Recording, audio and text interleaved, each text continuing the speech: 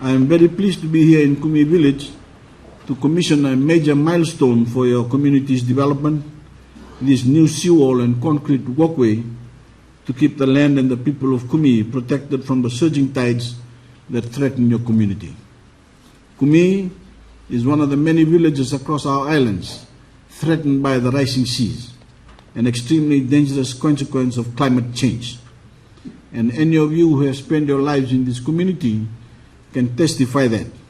Over the years, rains have become more torrential, the seas rises higher, and your village faces unprecedented threats from severe weather events. The story of Kumi and that of many of our villages and settlements is one that I tell often on the international stage when alerting nations to the peril we face in the Pacific. Because when I go to the world, I take the struggles faced by ordinary Fijians with me. I take the pain and suffering we endured in Cyclone Winston. I take the fear we live with every day, knowing that another storm could strike.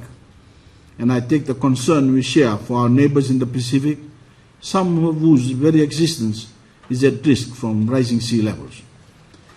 It is your stories and your experiences that are driving international efforts to end global warming and limit the devastation from climate change. And I will continue to be relentless in my own efforts to halt the destructive and selfish behavior of polluting our planet. I've already told nations about the millions of dollars we have already had to invest to boost the resilience of our vulnerable communities. I've already told them about the over 50 villages and settlement communities that must be relocated to higher ground due to rising seas. And I've repeatedly told them that I have a responsibility to protect the future of the Fijian people, and that Fiji will never stop fighting to spare this world from the ravages of climate change. My fellow Fijians, as you may know, the global community is listening, and the efforts of my government have led Fiji to be chosen as president of COP23, the United Nations climate negotiations to reduce carbon emissions and arrest the rate of global warming, the root cause of extreme weather events such as Cyclone Winston and the rising seas that new seawall will hold back from your village.